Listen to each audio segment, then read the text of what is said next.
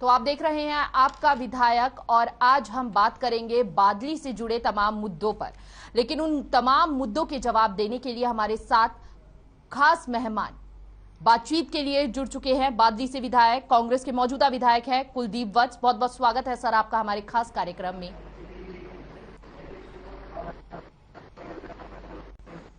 सबसे पहले आपसे जानना चाहेंगे कि बादली में क्या विकास कार्य हुए हैं अब तक, और ऐसे में आगे की रणनीति क्या रहने वाली है आपकी? धन्यवाद। देखिए, बादली में 28 साल के करीबन का समय बीत गया, अभी कोई कार्य नहीं है जी। और मैं अपनी बात को बिल्कुल बेबाकी से और अपनी बात को सच्चाई से रखता हूँ, क्योंकि हमारे जो बादली के अंदर मेरी 7 करोड़ की ग्रांट अभी आई,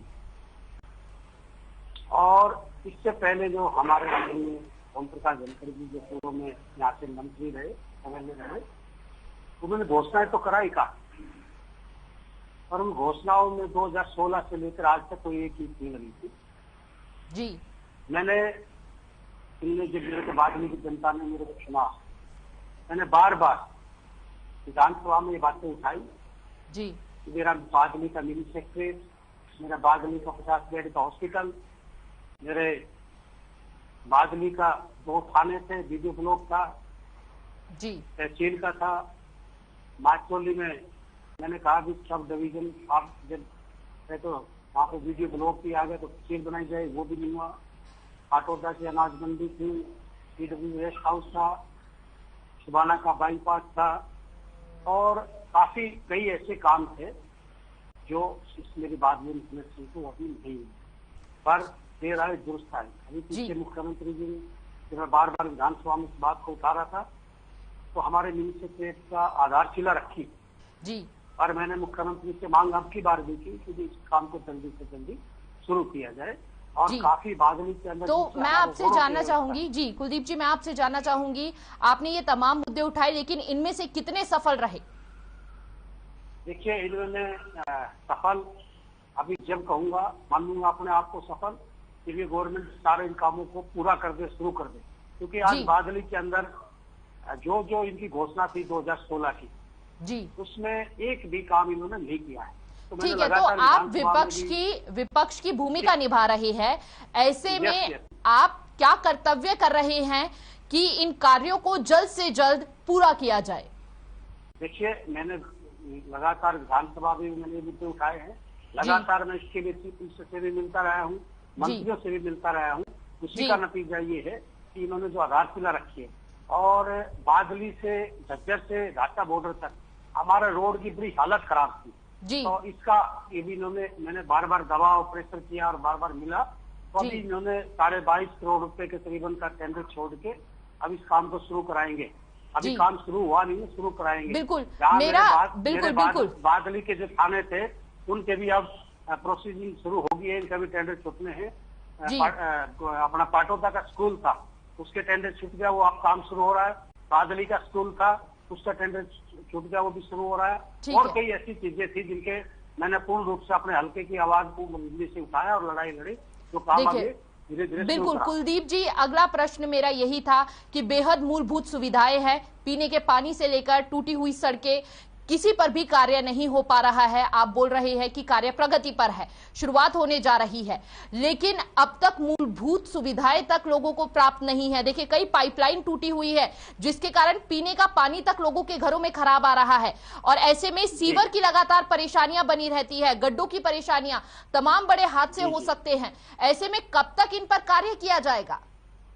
देखिए, मैं आपकी बात से बिल्कुल सहमत हूँ जी। बादली क्षेत्र के तमाम रोड टूटे पड़े हैं जी, पानी की गांव में समस्या गंभीर है जी, पाइप बिल्कुल ठीक है, टूटी पड़ी है, सीवरेज का पानी भी आता है। यहाँ पे कहीं न कहीं हमारे साथ भेदभाव किया जा रहा है, और बादली की जनता के साथ कुछ कहीं न कहीं किसी न किसी रूप में एक फीस निकाली जा रही है, क्योंकि एक काम को गति नहीं देने देना। मेरी ग्रांट आई पड़ी है, उसको कहीं न कहीं रोका जाता है, हमारे विकास कार्यों को रोका जाता है। हमारे इलाके के जो आदमी है, आप देखिए बादली की जनता ने कोई गुनाह नहीं किया। यही ओम प्रकाश धनखड़ जी थे जिसको बादली की जनता ने चुना और मंत्री बने, और आज तो प्रदेश के अध्यक्ष हैं, मुख्यमंत्री से भी बड़ा ओहदा रखते हैं, पर उनकी सोच बहुत छोटी है और इसी प्रकार छोटी सोच के कारण बादली के विकास कार्यों को रुकवाया जा रहा है। पर बादली की जनता ने ऐसा, बादली की जनता के साथ उन्होंने ऐसा नहीं करना चाहिए, क्योंकि यही बादली की जनता अब की बार भी इनको 33,000 वोट उन्होंने दी है। इससे पहले बादली की जनता ने जिताया भी था, पर जिस प्रकार से लोगों को दबा के, डरा के, धमका के, बिजली के छापे, ट्रैक्टरों को के ऊपर चालान कटवा के, इस प्रकार की मेरे बादली में राजनीति चल रही है। पर मैं बादली की जनता से एक चीज आश्वस्त करता हूँ कि जो इन्होंने बादली की मूल सुविधाएं हैं, जो घोषणाएं हैं, इनको जब तक मेरे में ताकत, आपने मेरे को 5 साल के लिए चुना है, मैं मजबूती से इस लड़ाई को लड़ूंगा, कामों को पूरा करवाऊंगा। या तो बीजेपी के नेता, मुख्यमंत्री हो चाहे धनखड़ साहब हो, बादली की जनता से आगे माफी मांगे कि हमने झूठी घोषणा की थी विधानसभा में, बिल्कुल या बिल्कुल विधायक जी, देखिए करवा दीजिए। बिल्कुल देखिए, जनता ने आपको चुना है, जनता की आपसे उम्मीदें हैं। अगर इसका पलड़ा मौजूदा सरकार पे फोड़ा जाएगा, जनता सिर्फ आपसे विकास चाह रही है, इसीलिए आपको चुना गया है, तो अब जनता को इसी सवाल का इंतजार है कि आखिर कब तक विकास पूरा होगा, कब तक ये मूलभूत सुविधाएं उन तक प्राप्त हो पाएंगी, आखिर कितना समय और लगेगा। देखिए, मैं आपकी बात से बिल्कुल सहमत हूँ। जनता ने मेरे से उम्मीद है और जनता ने मेरे को जिम्मेवारी दी है, तो इसकी जिम्मेवारी मेरी बनती है। पर कई मजबूरी मेरी, मैं विपक्ष में बैठने के साथ साथ जी जो हम काम कराना चाह रहे थे वो बीच रास्ते पर, फिर भी मेरी कोशिश अगर गवर्नमेंट साथ देगी तो जल्दी रोड टूटे पड़े हैं, पानी की समस्या है, सब पूरा कराने की कोशिश तो पूरी कर रहे हैं। पर कारण क्या है, अपनी सच्चाई को कबूल भी कर लेना चाहिए। बादली की जनता को बड़ा लॉस हुआ है, पिछले 5 साल में भी लॉस हुआ, घोषणाएं हुई, काम नहीं हुआ। अब की बार में इनका नहीं बना तो इन्होंने और नुकसान किया। पर देखते हैं, अगर बादली की जनता का आशीर्वाद रहा तो मैं इस लड़ाई को मजबूती से लड़ूंगा। आने वाला समय बिल्कुल बिल्कुल कुलदीप जी, उम्मीद करते हैं कि जल्द से जल्द, उसको पूर्ण रूप से बिल्कुल बिल्कुल उम्मीद करते हैं जल्द से जल्द बादली में विकास कार्य की शुरुआत हो, जल्द से जल्द जनता एक बार फिर आपको सराहे। लेकिन इस बीच एक और आपसे सवाल जानना चाहेंगे। देखिए, निकाय चुनाव और पंचायत चुनाव की क्या कुछ तैयारी लेकर चल रही है कांग्रेस? देखिए, आपने जो मुझसे प्रश्न किया, निकाय चुनाव और पंचायत चुनाव जी, इस गवर्नमेंट में एक किस्म से प्रजातंत्र का गला घोटा है। आज 1.25 साल 1.5 साल हो गया, पंचायतों के बस्ते जमा किए, कोई इलेक्शन नहीं करा रहे। म्युनिसिपल कॉर्पोरेशन के इलेक्शनों के बारे में भी इनका कोई साफ रवैया नहीं है कि कब कराएंगे कब नहीं कराएंगे। जहां तक तैयारी की बात है, बादली हरियाणा की जनता, कांग्रेस में हरियाणा की जनता तैयार बैठी है कि एक बार ये इलेक्शन कराएं, और इसी के डर के कारण इलेक्शन नहीं करा रहे, क्योंकि इन्होंने पता है कि तुम्हारा हरियाणा से बीजेपी का सपना साफ होगा, तो इसके डर से ये इलेक्शन नहीं करा रहे। एक आदमी 1.5 साल से गांव में विकास कार्य नहीं हो रहे हैं। जब आप एक चीज बताओ, आप प्रजातंत्र में सबको चुनाव लड़ने का अधिकार है, पंचायत बनने का अधिकार है, और ये उसको ये बीजेपी की गवर्नमेंट कहीं न कहीं आम आदमी के गले को दबाना चाहती है, प्रजातंत्र की हत्या करना चाहती है। इसी प्रकार जैसे दिल्ली के अंदर ये चुनाव से भाग गए और वहां पे एमसीडी के चुनाव ना करा के उनको इकट्ठा करना, तो ये इनकी बौखलाहट है, आम आदमी को दबाने का, कुचलने का काम। ठीक है, लेकिन कांग्रेस की क्या तैयारी है? हम कांग्रेस की तैयारी जानना चाहेंगे आपसे। कांग्रेस की फुल तैयारी है, जिस दिन इलेक्शन होंगे उस दिन आपको तैयारी भी दिखाएंगे, और आप बड़ी मजबूती से जो हमारे जहाँ सिंबल पे इलेक्शन होंगे, जो नगर पालिका का है या कमिश्नरी के हैं, तो हम परिषद के हैं, तो हम मजबूती से लड़ाई लड़ेंगे और सारी सीटें हरियाणा में लोग कांग्रेस को जिताएंगे। देखिए, कांग्रेस को अभी फिलहाल और मजबूती से निकलकर सामने आना होगा, क्योंकि हाल ही के चुनावों के नतीजे देखे जाए तो कहीं ना कहीं कांग्रेस की रफ्तार धीमी भी लगी और कहीं ना कहीं कमजोर भी लगी। उस पर क्या कहना चाहेंगे आप? देखिए, मैं आपकी बात से बिल्कुल सहमत हूँ। हमारी कमजोरी रही और हम उस कमजोरी को स्वीकार करते हैं, और मैं इस नेतृत्व हमारा इस पर मंथन भी कर रहा है, और जो हमारी कमजोरी है हम ग्राउंड लेवल पे इस कमजोरी को दूर भी करेंगे, और मजबूती के साथ हम आम जनता की रोड से लेकर विधानसभा तक इसकी आवाज को उठाएंगे। जब तक हमारे प्रत्येक कांग्रेस का कार्यकर्ता नहीं उठता, तो ये ऐसे ही जनता पर जुल्म ढांकते रहेंगे। तो इसके लिए वास्तव में जुट कांग्रेस के प्रत्येक कार्यकर्ता को एक अपने आप को नेता समझ के इस लड़ाई लड़नी पड़ेगी, इस प्रदेश की जनता को बताएंगे। जी देखिए, एक और क्षेत्र से जुड़ी समस्या है सामने आ रही है, जो गंदगी का अंबार जगह जगह लगा हुआ है। ऐसे में बीमारियों का खतरा बढ़ा रहता है, मच्छरों के पनपने का खतरा बना रहता है, और मच्छर पनपेंगे तो डेंगू और मलेरिया का शिकार होना संभव है। तो ऐसे में उसके लिए क्या कुछ तैयारियां हैं? देखिए, जो आपने बात की, मैं बिल्कुल इस बात से सहमत हूँ। मेरे बाद में भी पूरे प्रदेश के अंदर गंदगी का बाहर लगा पड़ा है। इस गांव में चले जाओ, इस शहरों में चले जाओ, पूरे प्रदेश के अंदर आज पानी के लिए जो ये, चलो मैं तो यहाँ विपक्ष का एमएलए बना दिया, जहाँ इनके एमएलए हैं जो हमारे साथ बैठते हैं, वो भी इस चीज से परेशान है कि विकास नाम की कहीं चीज नहीं हो रही है। सिर्फ और सिर्फ धर्म पे राजनीतिक हो रही है, जात पर राजनीतिक हो रही है, कहीं जय श्री राम, जय गौ माता। तो इनकी राजनीतिक दूसरे तरफ है, विकास की तरफ राजनीतिक को लेकर नहीं जा रहे, बातों में लोगों को बांट रहे हैं, धर्म के नाम से बांट रहे हैं। मैं समूचे हरियाणा की बात करता हूँ आपके चैनल के माध्यम से। आज युवाओं का क्या हाल है आपके सामने है, किसान का क्या हाल है आपके सामने है, मिडिलमैन का क्या हाल है आपके सामने है, व्यापारी का क्या हाल है वो आपके सामने है। आज तो देखिए, मची हुई है, महंगाई की मार लोगों के ऊपर पड़ी, बिल्कुल महंगाई की मार है। ऐसे में विपक्ष भी सुस्त नजर आ रहा है, आवाज बुलंद होती हुई विपक्ष की कहीं नजर नहीं आ रही है, या जनता का साथ देता हुआ विपक्ष कहीं नजर नहीं आ रहा है। देखिए आप इस बात के लिए मैं सहमत नहीं हूँ। विपक्ष ने पूर्ण रूप से, विधानसभा हमारा 10 सीटिंग हुई, आपने देखा होगा विधानसभा में हमारा पूरा भ्रष्टाचार के खिलाफ था, महंगाई के खिलाफ था, युवाओं के बेरोजगार के खिलाफ था। हमने पूर्ण रूप से मजबूती से लड़ाई लड़ी है। लेकिन आप रोड की बात करो, हम रोड पर भी मजबूती से लड़ाई लड़ी। लेकिन देखिए, बिल्कुल कांग्रेस खड़ी रही, लेकिन लगातार मौजूदा सरकार के जो इल्जाम लगे कांग्रेस पे कि ये एक चुनावी स्टंट है, कांग्रेस जो है सुस्त नजर आती है, चुनाव नजदीक आते हैं तो एक्टिव हो जाती है। इस पर क्या कुछ प्रतिक्रिया, क्या कुछ राय है आपकी? देखिए, हम हरियाणा की बात करता हूँ, मैं हरियाणा में रहता हूँ। हरियाणा में इलेक्शन के तुरंत बाद हमने गांव में जा जाके लोगों का धन्यवाद किया।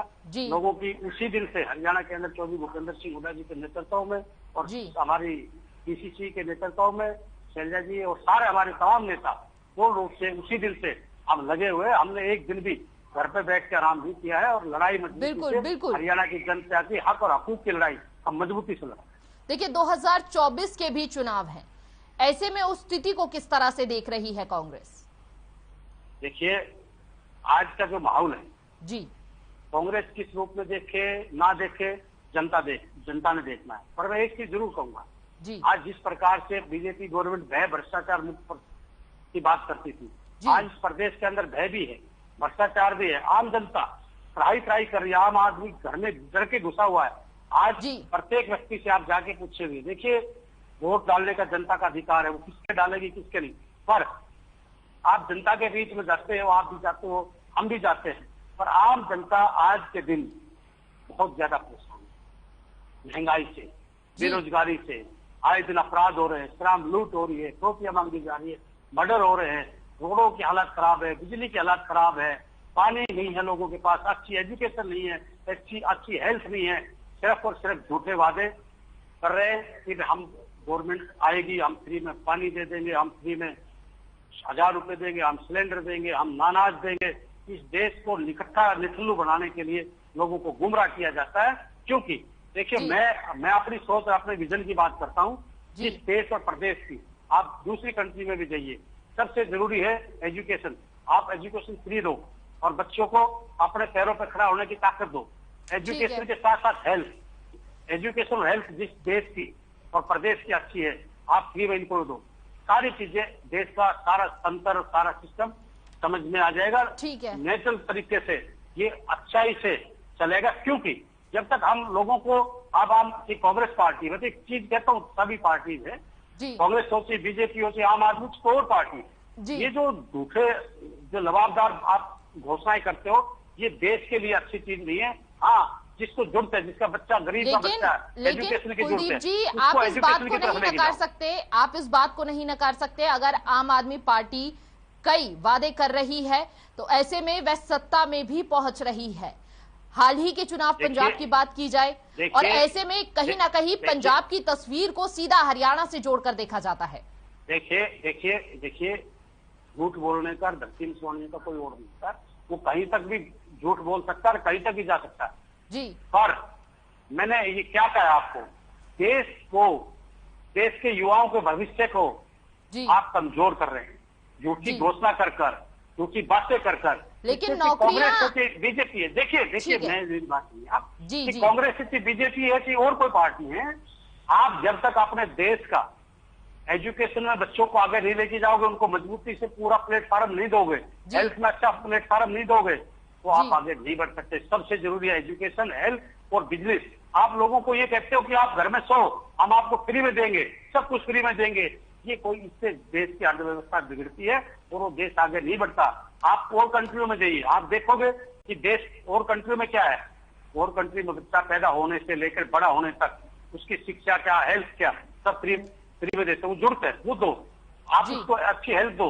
ये नहीं है कि आपको हम गेहूं देंगे, आपको सिलेंडर देंगे, आपको ठीक है कुलदीप जी, सहमत हूँ आपकी बात से, लेकिन जिन नीतियों की आप बात कर रहे हैं वही नीति आम आदमी पार्टी अपनाती है, और कहीं ना कहीं अब हरियाणा में भी अपना विस्तार करती हुई आम आदमी पार्टी नजर आ रही है।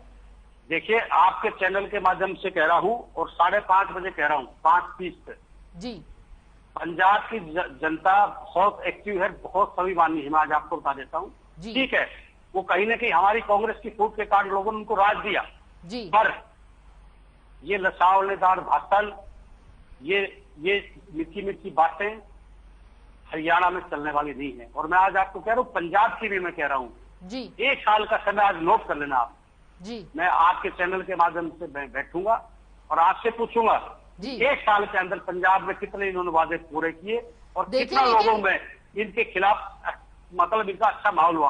हरियाणा में आम आदमी पार्टी का कहीं पे भी, मैं आज आपको बता रहा हूँ, पंजाब में कहीं ना कहीं लोगों का मन कहीं ना कहीं खट्टा था, किसी बात से खट्टा था, तो उस वजह से वोट पड़ी। और मैं इसका स्वागत करता हूँ, जो जीतते हैं उनको मैं बधाई देता हूँ, और जो वादे करे जनता से उनको अच्छे से पूरा करें। देखिए लेकिन 25,000 नौकरियां निकाली गई हैं पंजाब में। कौन सी? पंजाब में सीएम बनते ही उन्होंने सबसे पहले इस बात की घोषणा की है। अपनी जानकारी को दुरुस्त करो। जो मिस्टर भगवत मान, जो हमारे चीफ मिनिस्टर पंजाब के, उन्होंने कहा था कि मैंने 36,000 कच्चे कर्मचारियों को पक्का कर दिया। तो चन्नी साहब 3.5-4 महीने पहले चन्नी साहब ने उनको पक्का कर दिया था। पहली जोड़ तो इनकी यही तो आगे, मैं आपको बता देता हूँ, आप इसकी जानकारी लीजिए। पता है जी, की बात करें, जानते हैं, पक्का करने के साथ साथ नौकरियां भी निकाली हैं, यही जानना चाहेंगे। अगर इसी तरह के कार्यों और इसी नीति के साथ अगर हरियाणा में आते हैं जी, ऐसा है, अच्छी बात है जी, वो निकालने लगा है। मैं तो खुश हूँ, बच्चों को रोजगार देना अच्छी बात है। हरियाणा की गवर्नमेंट से भी कह रहा हूँ जी, तो कहीं ना कांग्रेस बहाली करे, पंजाब के बराबर वेतन दे। जो आज जो जवान अनिल विज जी कुर्ता काट के खड़ा होता था, अनिल विज जी कहता था कि भाई मैं जब हमारी गवर्नमेंट आएगी तो पंजाब को बराबर वेतन दूंगा। जो हमारे जो बेचारे पुलिस के जो जवान हैं, मैं आपके चैनल के माध्यम से कहना चाहता हूँ, अनिल विज गवर्नमेंट विधानसभा में कहा था 600 रुपए महीने का भत्ता मिलता, खाना भत्ता। आप बताइए कौन सा ऐसी चीज है जो 10 रुपए में एक जवान पेट भर के खाना खा लेगा एक टाइम का? आप बताइए ना। कारण क्या है? बोलना तो बहुत आसान है, जब कुछ करके करते हैं तो सबको पता लग जाता है। मैं हरियाणा के मुख्यमंत्री जी से और गृह मंत्री से मांग करता हूं कि आप जवानों का कम से कम आप 3,000 रुपये भत्ता तो करें। जो जवान 24 घंटे इस सीमा पे खड़ा रहता है, जो देश की रक्षा करता है, जो प्रदेश की रक्षा करता है। दूसरा, इनको पंजाब के बराबर आप वेतन दे और पुरानी पेंशन बहाली करें। मैंने विधानसभा में भी ये बात उठी जी। देखिए, उम्मीद करते हैं कि जनता आपको भरपूर प्यार दे, साथ ही साथ जो रुके हुए कार्य हैं वह जल्द से जल्द पूरे हो। फिलहाल हमारे साथ खास बातचीत के लिए विधायक जी आपका बहुत बहुत शुक्रिया, अपना कीमती समय हमारे साथ निकालने के लिए बहुत बहुत शुक्रिया आपका। धन्यवाद आपका, बहुत बहुत धन्यवाद। फिलहाल आपके विधायक में बस इतना ही। तमाम बड़ी खबरों के लिए बने रहिए हर खबर के साथ। नमस्कार।